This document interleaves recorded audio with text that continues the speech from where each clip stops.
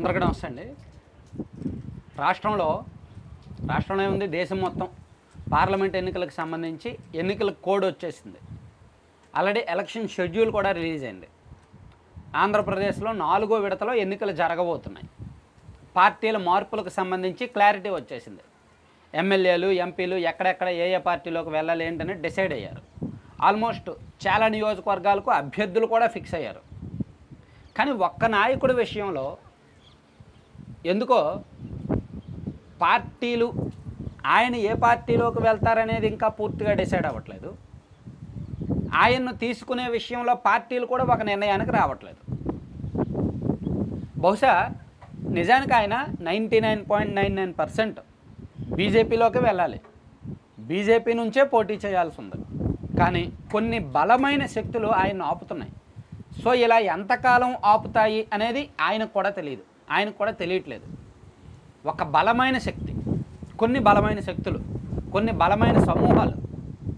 ఆయనే రఘురామకృష్ణరాజు గారు వైఎస్ఆర్ కాంగ్రెస్ పార్టీ నుంచి గెలిచి ఆ పార్టీకి రెబల్గా మారి ఈ మధ్య ఆ పార్టీకి రిజైన్ చేసి ప్రస్తుతం పొలిటికల్ జంక్షన్లో ఉన్న వైఎస్ఆర్సీపీకి బద్ధ వ్యతిరేకిగా మారిన రఘురామకృష్ణరాజు గారు వచ్చే ఎన్నికల్లో నరసాపురం ఎంపీగా పోటీ చేయడం అయితే ఖాయం, ఎంపీగా పోటీ చేయడం ఖాయం. కానీ ఏ పార్టీ నుంచి అనేది తెలియట్లా.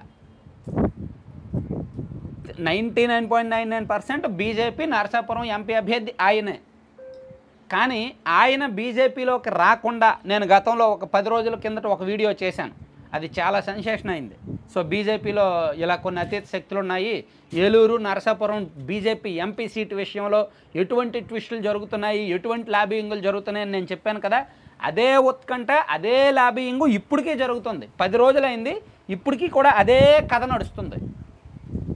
తపనా చౌదరి గారు పట్టు వదలట్ల.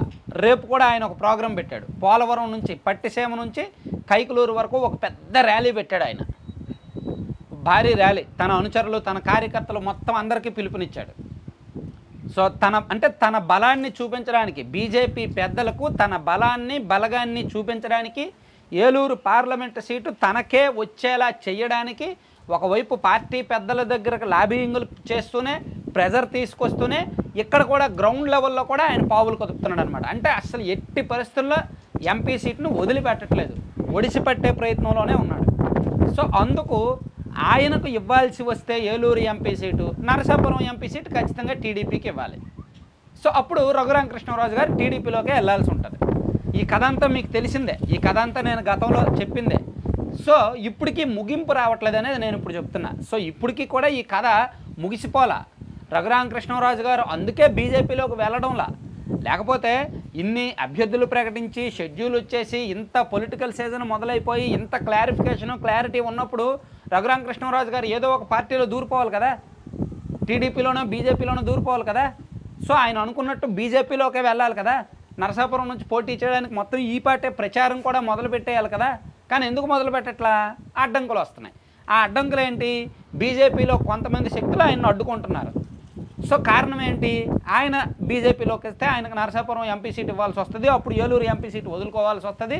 దాంతోపాటు ఆయన ఆంధ్రప్రదేశ్ బీజేపీకి ఆయనే ఫేస్ అవుతాడు. మొత్తం ఢిల్లీలో ఆయన కొంచెం మొత్తం ఆయన కంట్రోల్లో ఉంటుంది.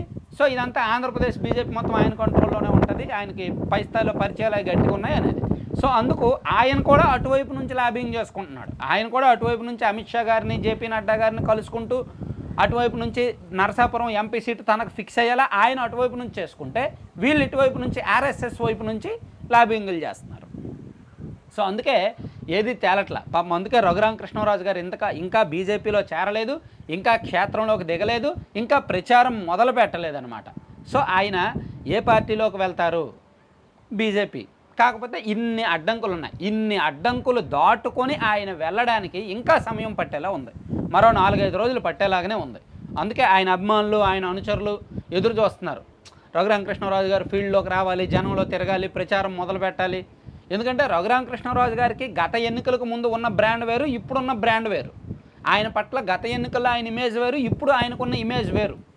సో ఇప్పుడు ఖచ్చితంగా వైసీపీ వ్యతిరేక శక్తులన్నీ కూడా ఆయన్ని చూస్తాయి.